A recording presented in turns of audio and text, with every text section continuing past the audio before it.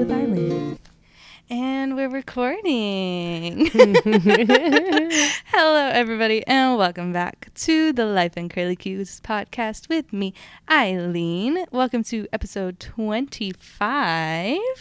And this is actually officially the first episode of season 2, which, as I mentioned in the last episode where we celebrated our first birthday, every year will be a whole new season. So, yay! A whole year, and now we're starting fresh, starting new. And today I have a new guest, which is exciting. And her name is Jessica. And Jessica, why don't you go ahead and tell us a little bit about yourself? Hi, I'm Jessica. I'm a mom of 3. I am 30 years old. I have a college degree, and I work with children here with Eileen. Whoop whoop. And yeah, that's that's pretty much a good gist of Jessica, at least the basics.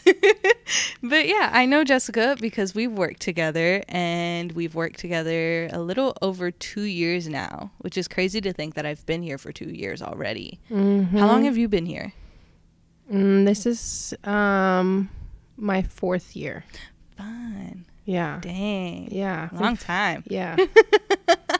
Yeah. So we met at work, and a funny story. I feel like I may have told Jessica this at some point, but maybe not. But when I first got hired, Jessica was one of the people that I was like, I don't know if she likes me or not. It's just not the first time I've heard that. But she's actually a pretty awesome person, and I'm glad of the friendship we've formed in working here and like our little friends. Yes, you're a very valuable person in my life. I do value you as well.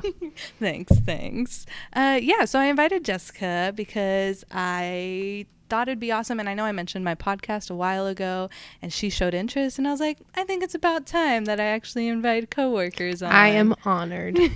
You're my first actual like present coworker to be on an episode, because I've only ever interviewed old coworkers. Because I'm like, I don't know how I feel about like interviewing current coworkers, because then I'm like finding out information about them, and I'm like, I don't know.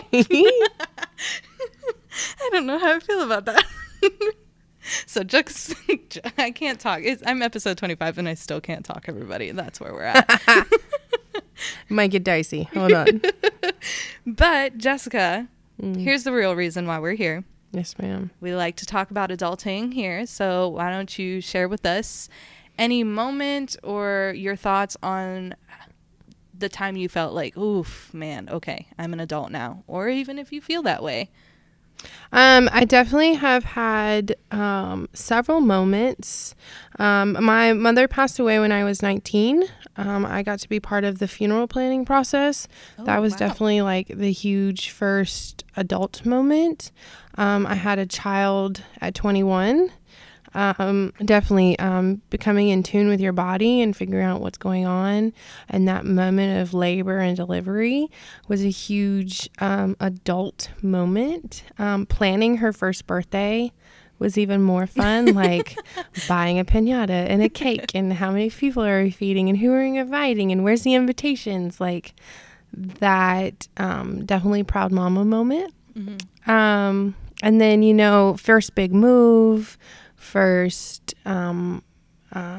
car that's actually like in your name and mom and dad don't co-sign. Most recently I've had another daughter, and we also bought a house. That's a big step right there. A huge adulting moment, which nobody tells you about, like who's gonna mow the lawn and who's gonna feed the animals every day. And that's so true. You adult, you. You're in charge of finding people to do that for you. Yep. Or you do it yourself. Yep. Yeah. Yep. Wow. Okay, so it's kind of been accumulation. Is that the word? Accumulate? I'm thinking about clouds right now. Cumulonimbus clouds? Yes. The educators that we are. I'll pinpoint one. I would say buying a house. That Okay. was meeting with other adult people doing their professional jobs in a room and putting my name on paper and committing. That was definitely most recent adult moment. Mm-hmm. And so going kind of off with your house purchase, because I know you told me a lot about the process when you were getting the house, and then you finally got the house, and then so many things are happening with the house. So what was that like, in a sense of like, oh, okay, this is, yeah, no one teaches you about it. But I know when you got your house, you guys had a lot of like things to fix or things to do like that. So how is that kind of a sense? Yeah, it's kind of like uncharted waters. Thankfully I am married. My husband, took that adventure with me. And so we got to bounce that off of each other. Like, what do we do? I don't know. What did we do? Like, and then you go to Google, what did other people do? And then you just try, it's a lot of budgeting, and you just try to make the best, decision, with the money that you have available.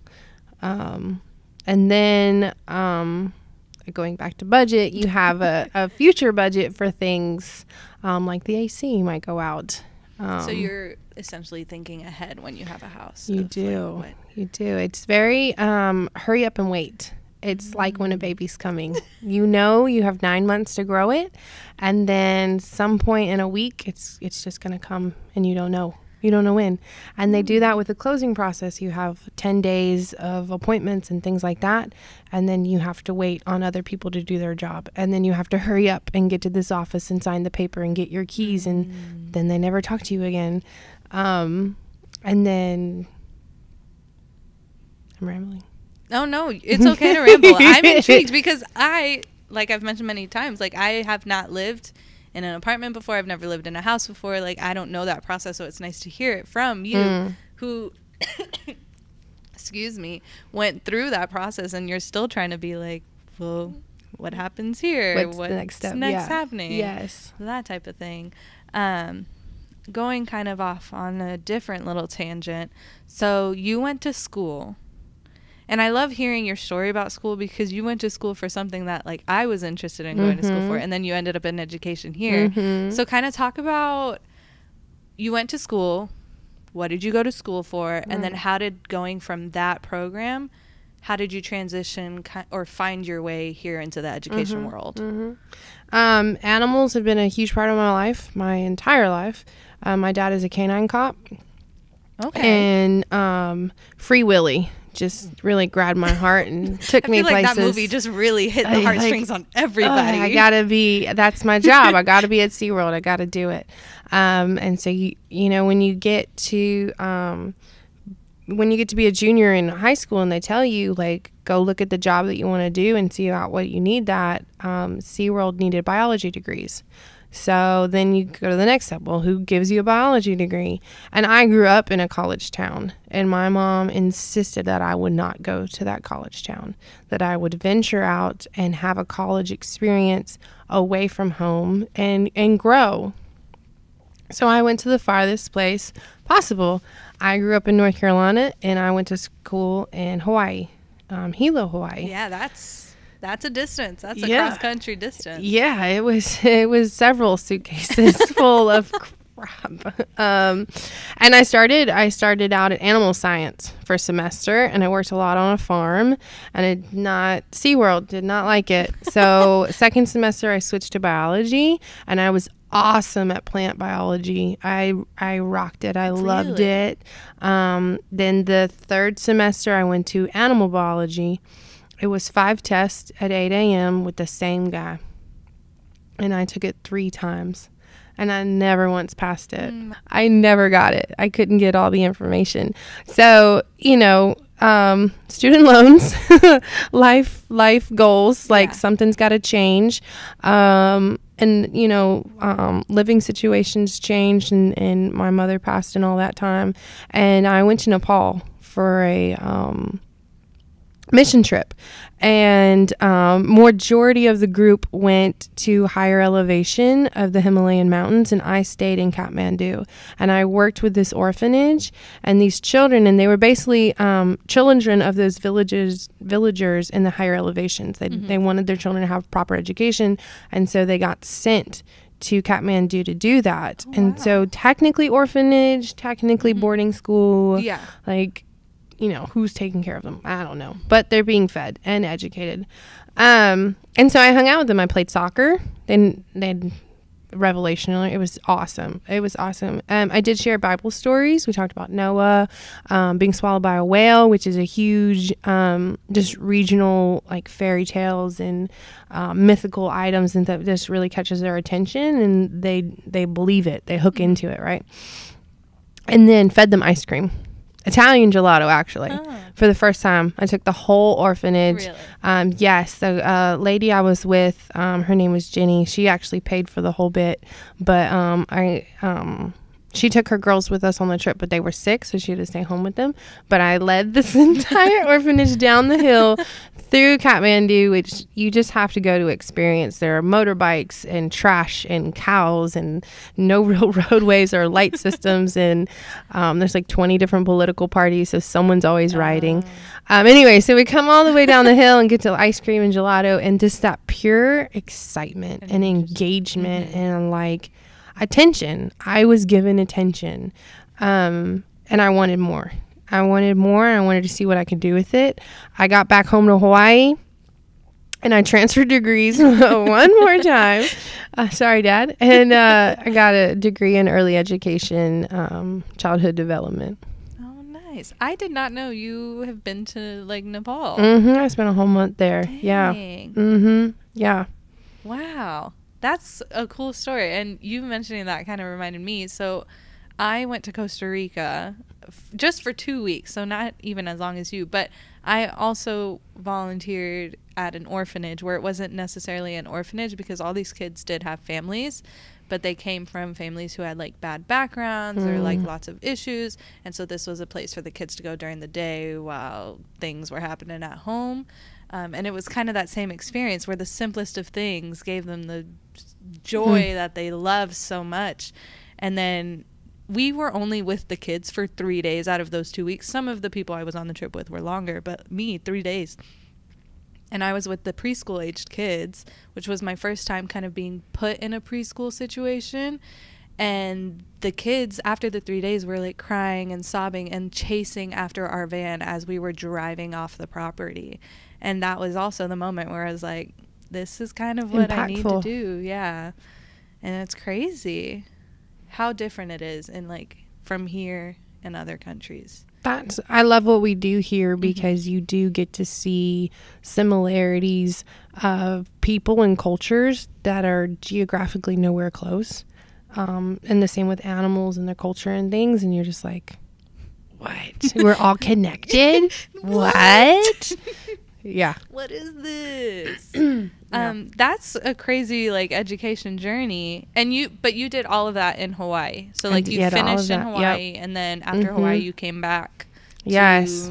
My very last semester I had a newborn. So okay, I was going to ask you that. So you said you were 21 when you had your baby. So I was going to ask, were you still in school? How was that?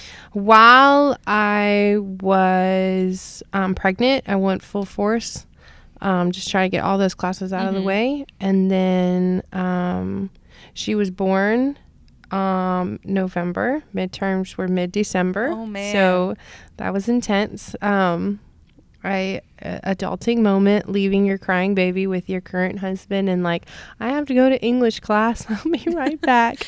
So sacrifices were made, but certificates on the wall. I was going to say, I'm proud of you. You did it. We did it. All those degree changes and a kid and hey, you got it done. Yes. And now she's the sweetest, like all your kids are really the sweetest kids ever that I've, I mean, from what I've met them. Yeah. They behave in public places.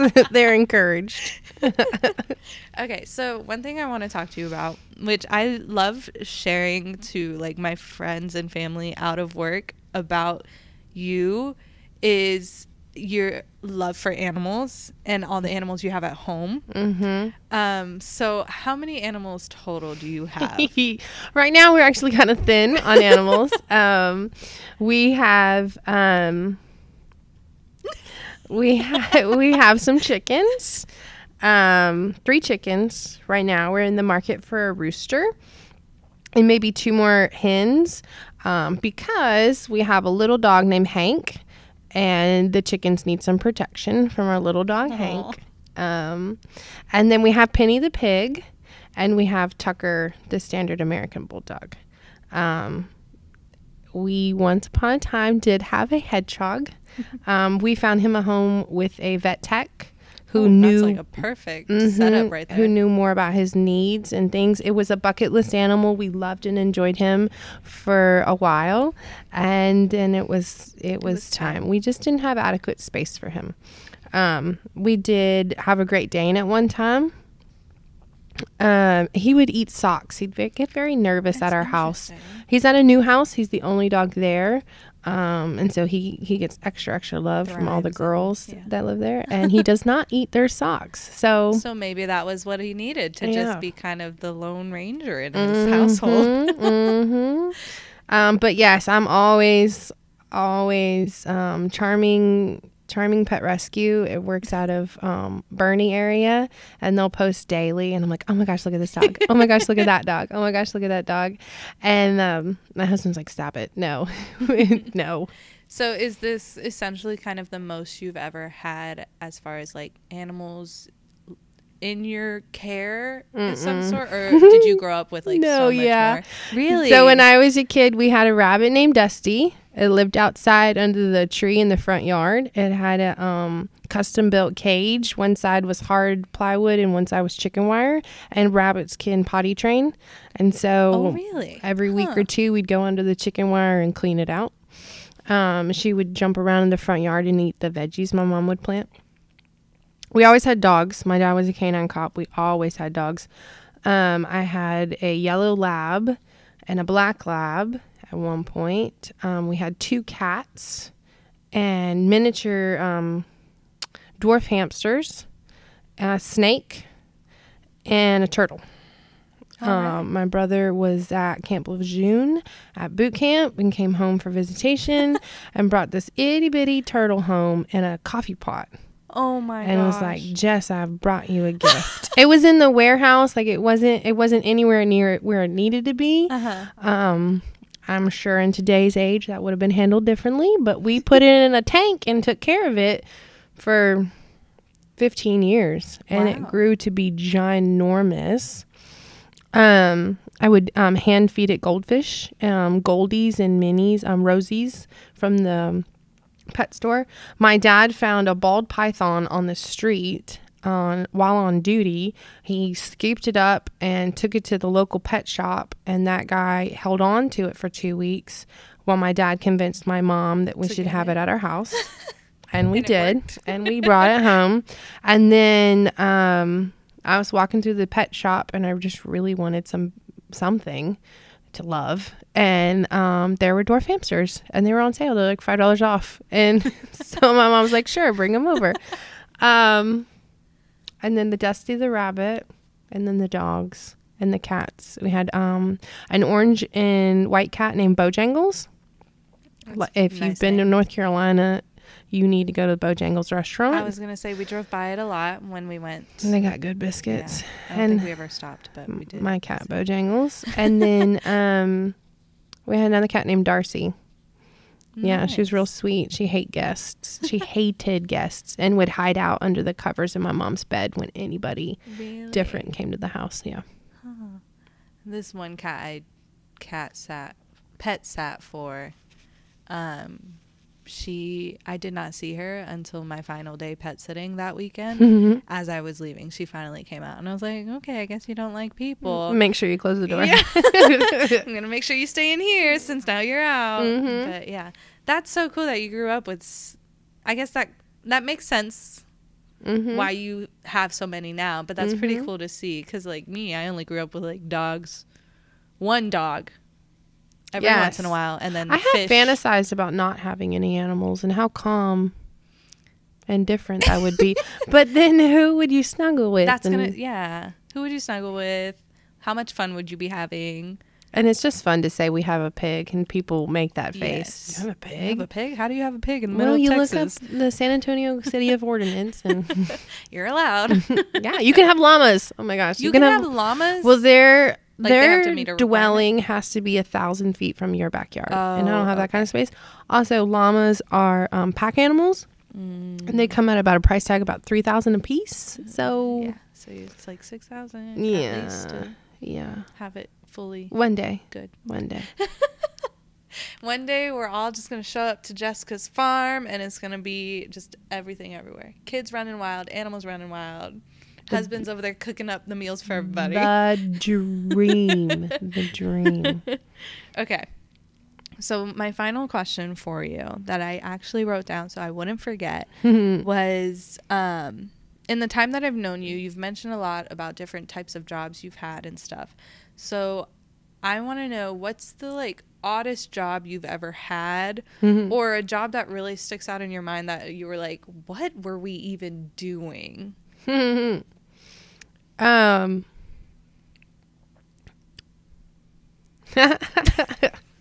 She's thinking so hard. Well, my very first job ever was unpaid, and it was through my dad. He not only was a canine cop, he owned a canine business. He went to Germany and bought dogs, Belgian Malinois and German Shepherds, and he bought them back and trained them, and then got contracts through the Border Patrol and things, and local police departments and things like that. And I was the pooper scooper. First and foremost, I painted obstacles during the summer. I cleaned out barns. I washed pans and grunt work. And that definitely built a work ethic. That work needed to be done every day, and it needed to be done right for the health and safety of the dogs. And there was no days off, you know? They were in your backyard. You didn't get to leave them. Yeah. Like, that was definitely my first, like, who wants to do this job? I did work at a fudge shop for a bit. Oh, man. Yeah. That sounds delicious. Yeah, making fudge, making milkshakes. Yeah, that was good fun for the summer. The worst part of that job was there was a side business where you had to push a Italian ice cream up and down the beach in a bikini with an apron and a 30-pound cart. Yes. First off, I lost a lot of weight because the 30-pound cart walking in sand, like you're really working everything. Amazing resistance training. Yeah. I was also very, very dark, which I'm not now in the South Texas winter. I remember going to a house party and someone commenting like, "What? You're you? Like, darn, you are so tan." Yeah. Yeah, I work outside. And then a bikini. Like, who doesn't want to buy ice cream from the girl in a bikini on a beach? Like, yeah. But now I'm 30 with daughters of my own, and I don't think... No, I don't want that to happen. I don't think I want them in a bikini selling ice cream on the beach. Ever. Yeah. That's funny. Well, do you have any other questions? You haven't even asked any. Do you have any questions? I do, Eileen. I do. You always talk about being a military family, and I grew up post-military family. So we tucked in our bed sheets and squared things away, and everything had an order. But I didn't get to move as much. Or at all. I didn't move at all. I lived my whole life in one city. Technically, yeah. So how was that experience? So I wouldn't change it for anything, first of all. I just still describe it as an experience where, like, I kind of want, like, my future children to kind of be able to have some type of version of that. I mean, I'm nowhere near children, everybody. Like, that's not happening at any time soon. But it's something that I've thought about. She is available, though. As I mentioned, like, every episode. But no, so growing up, we moved around. We didn't move around as much as, like, the friends I've made have moved around, because I've met people who they moved almost every 2 years. Wow. Where luckily with my family, we started in, where did we start? We started in where? Well, my parents met here in San Antonio, and then I kind of came in when they were in Pennsylvania. And then I did, like, baby time in Pennsylvania. And then from Pennsylvania, we moved to Fort Campbell, Kentucky / Fort Campbell, Tennessee, because it's on the border, that base. And we were there for, I think, like 3-ish years, maybe. And then from there, we moved to Maryland, which we were there for 5 years, and we lived in 2 different parts. And then from Maryland, we moved to Fort Knox, Kentucky, which is that's the least favorite place I've ever lived because there was absolutely nothing to do there. And then from Fort Knox, we were only there, I think, 3-ish, 2.5, 3-ish years. And then from there, we moved to Texas, and we've been here ever since. So I didn't move around as much. I have, like, visited so many states because of driving everywhere.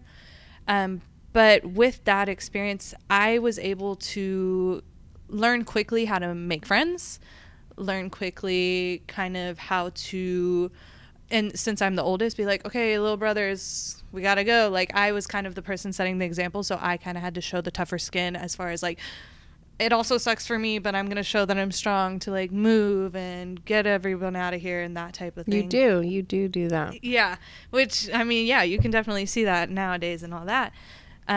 It definitely helps shape who I am now, for sure. It's hard to think of who I would be as a person if it weren't for growing up with the military. And then with my parents, so when I was born, both of my parents were in. My mom didn't get out until after the middle child was born. And once she got out, then we had a stay-at-home mom with us. Well, I think she was still working a little bit, but we had more of a stay-at-home mom with us.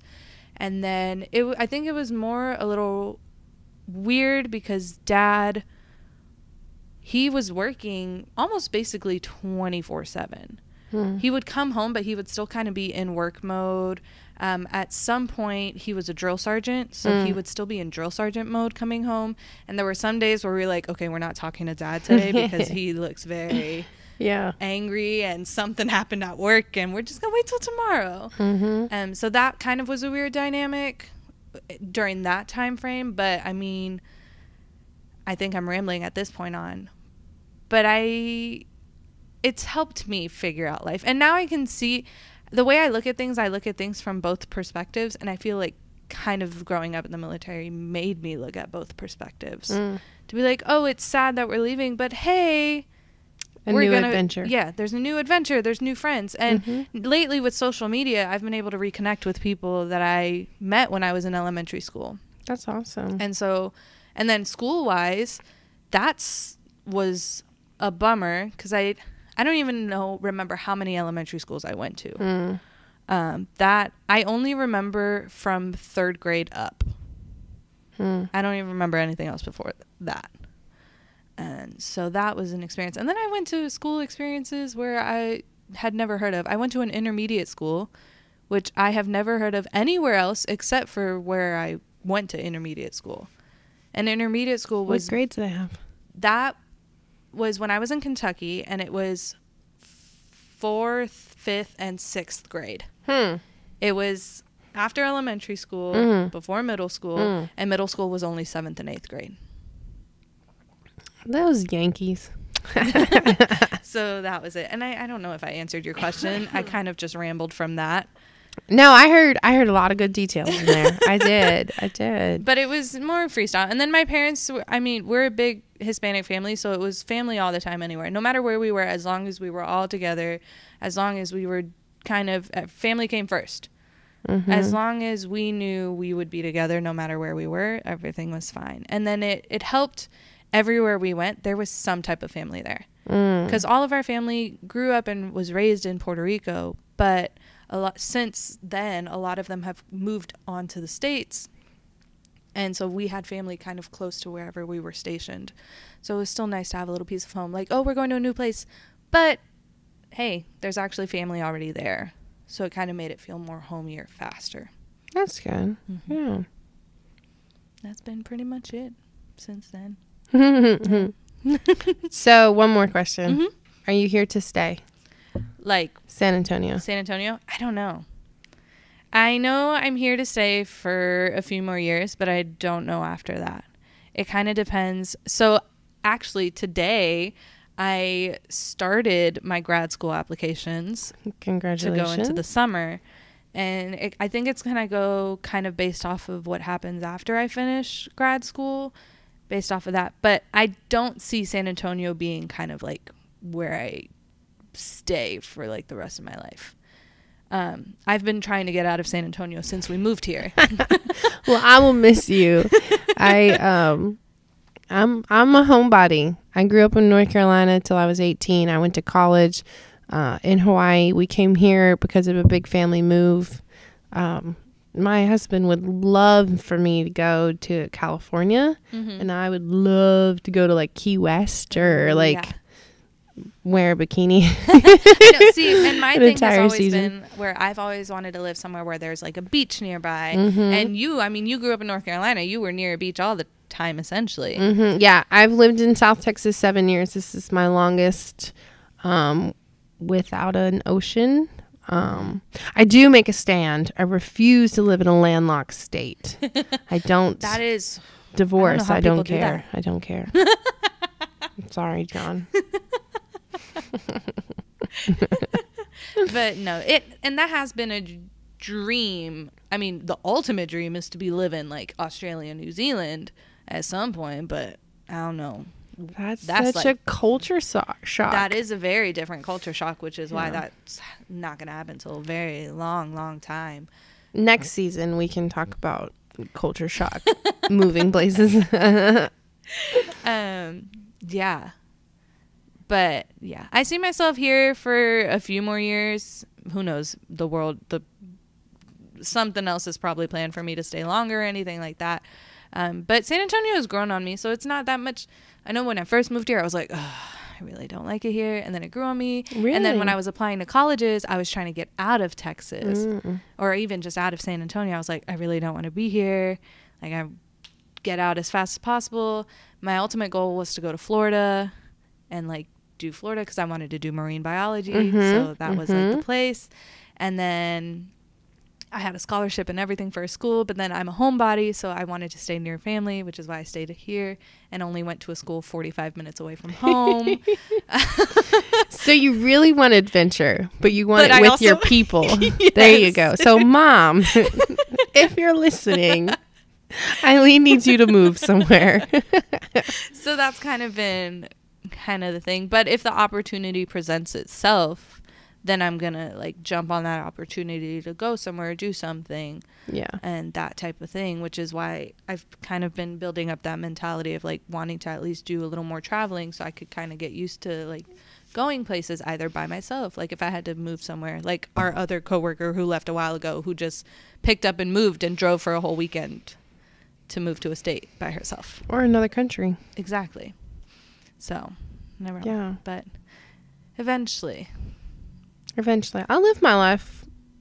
Eleanor's one, so in 20 years, I'll live my own life. There you go. I'll mess it up, I'm sure, between then and now.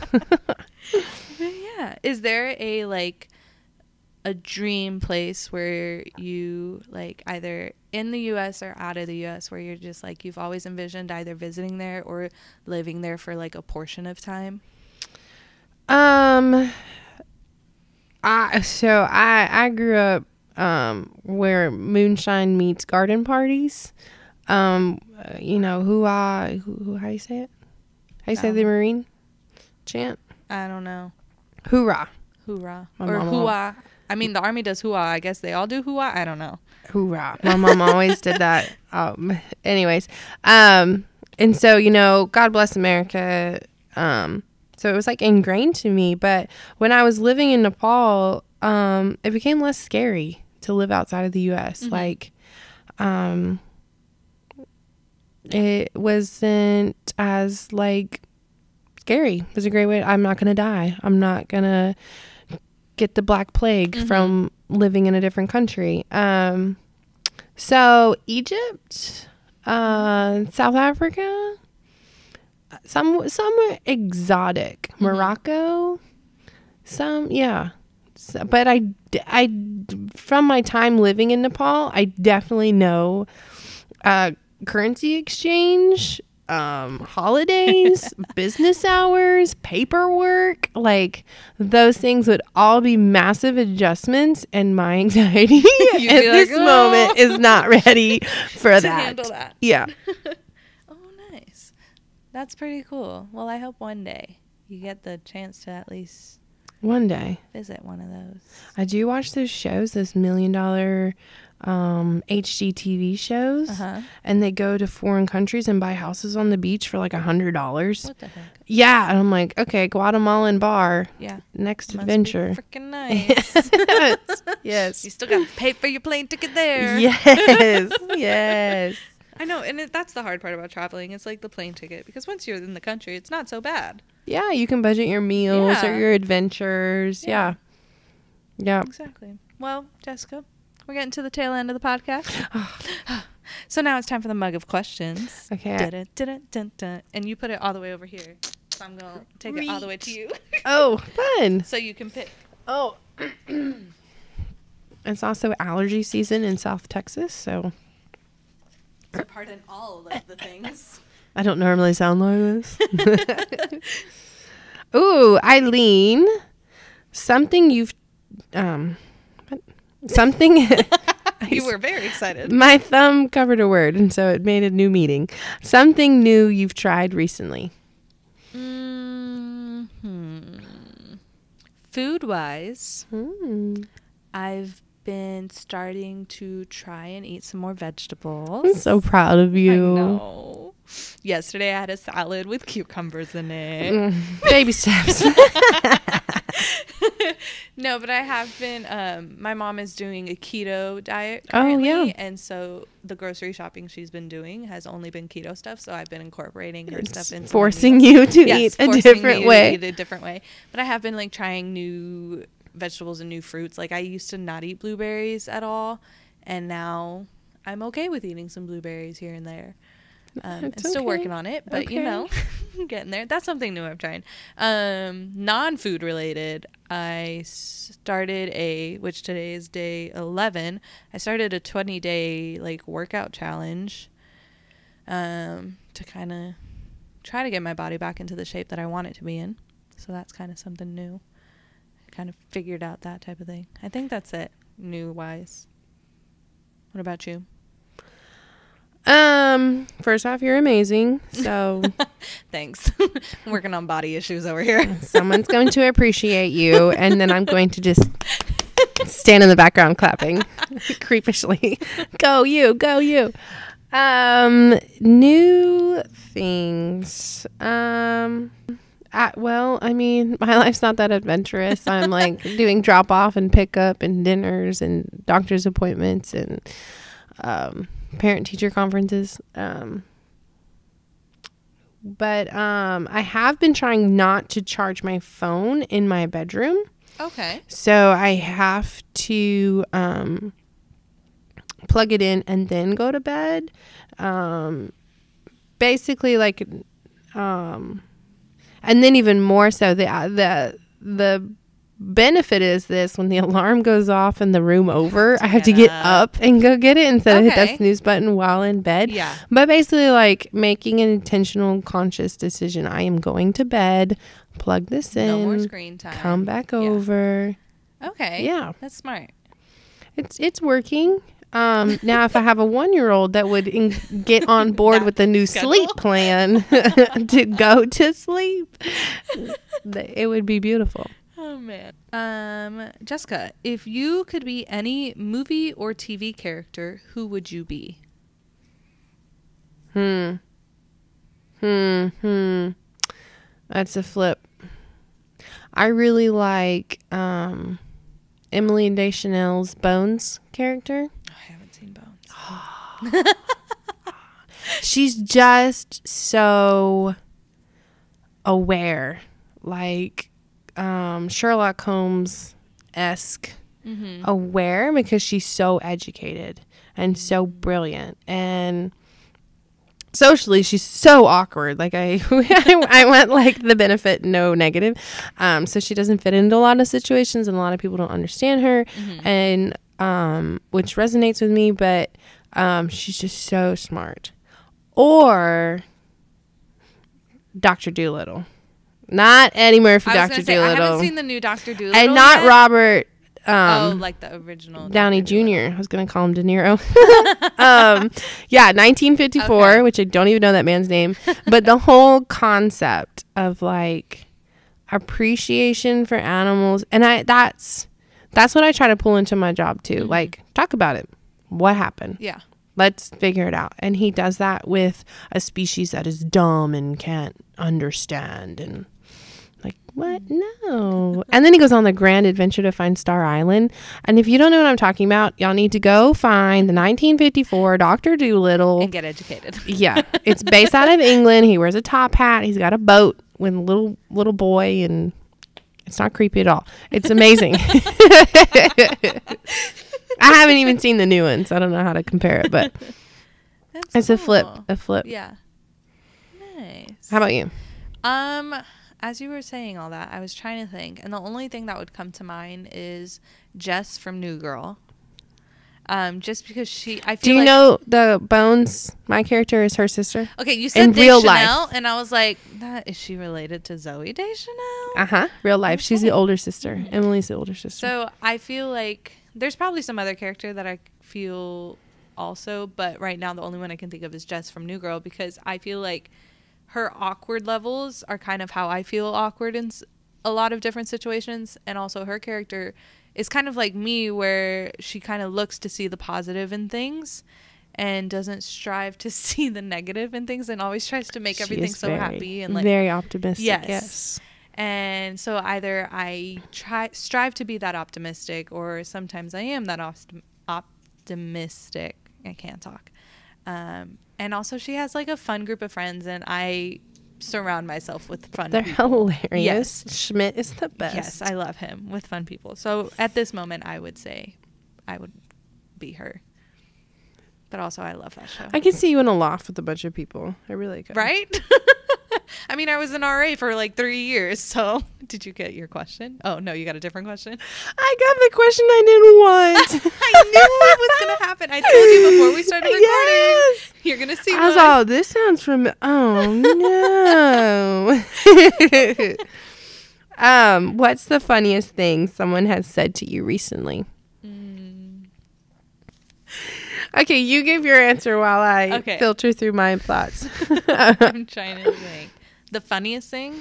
That's the funniest thing someone has said to you recently. Said to me. This person has the same handwriting as the time before. They really like the recent things happening to you.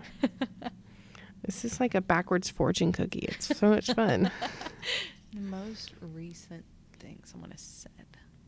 Who have I talked to lately besides children? Your new desk mate. No? Yeah, but we haven't had any funny stories yet.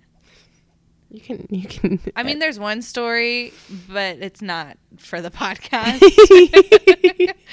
It's a little too personal to work. I can't think of one. If you know yours already, go ahead and share yours while I think, because I am struggling right now. Okay, so I'll give you two then. Okay. What do you think? So I have a child obsessed with Lion Guard. It's popular. Okay. It's the Lion King show. So we're walking through the zoo. We'll get up the hill behind Africa Live, and it smells. It smells. He goes, Miss Jessica, that's Pumbaa farts. Yeah, there's a warthog right over there. That might be true.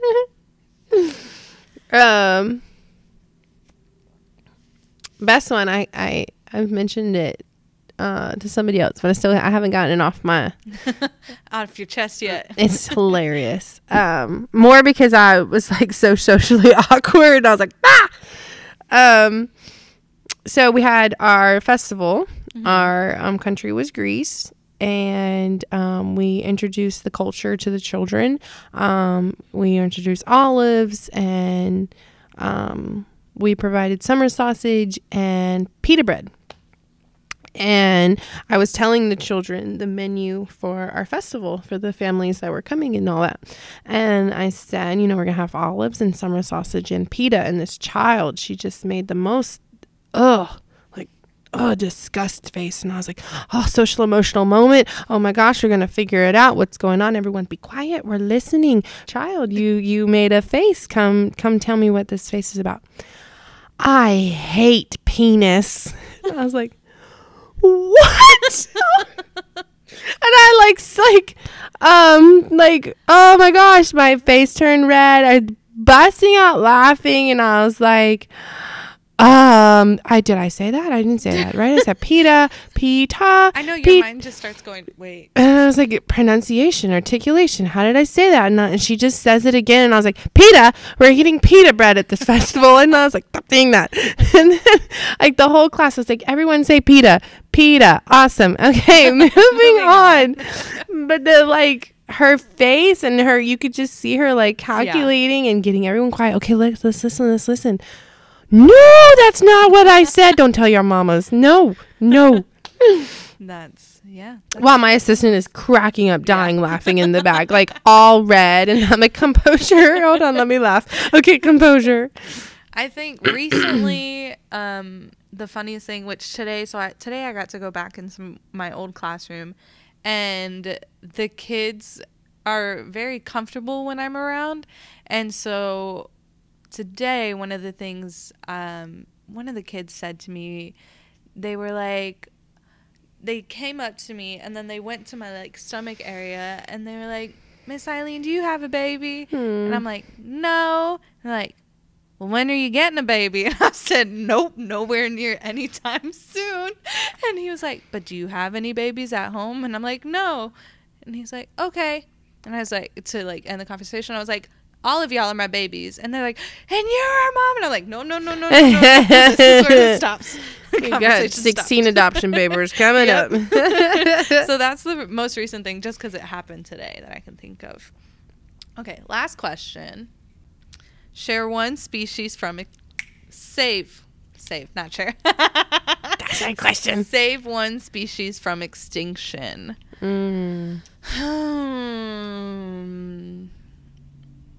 I would really want to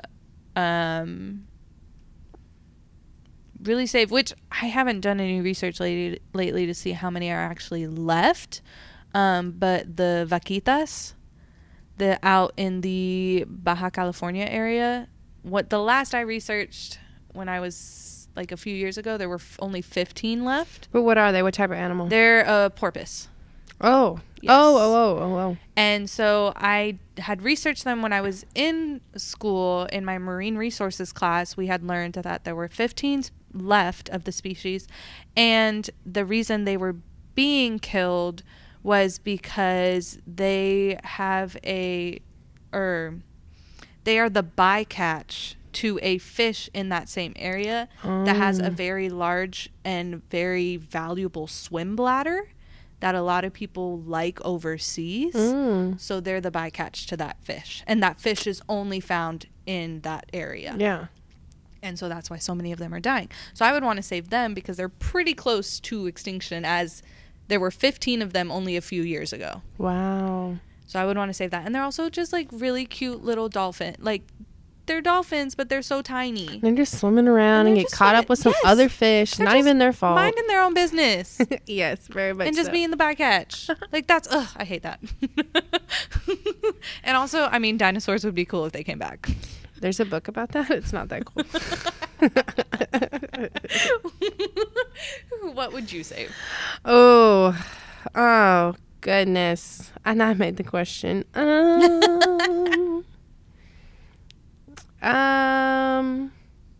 It would be,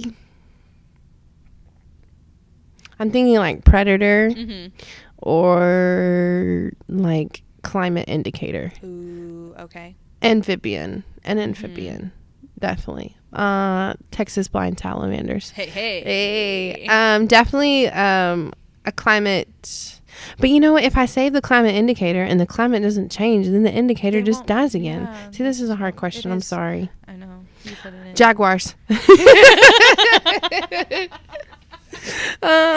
Actually, snakes. Some of them are just doing their business, minding their own business, eating other vermin, doing their job to the environment. Yes, and they're just scary. They get a bad rap, and they need to be left alone.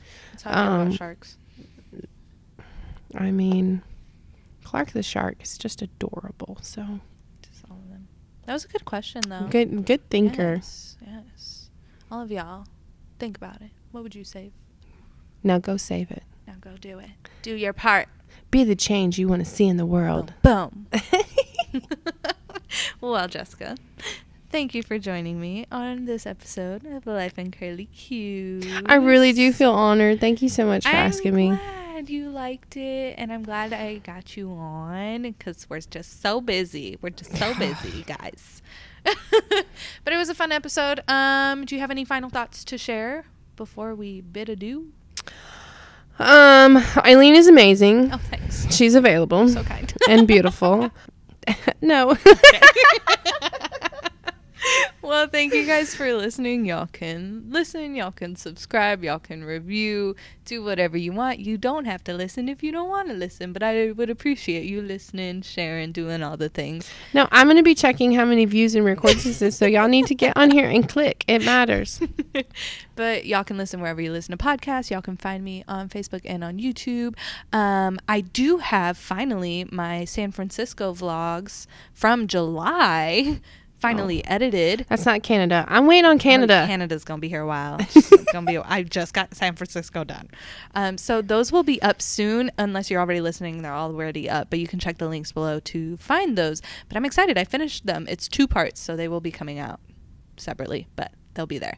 All right. Thanks for listening. Okay. Bye.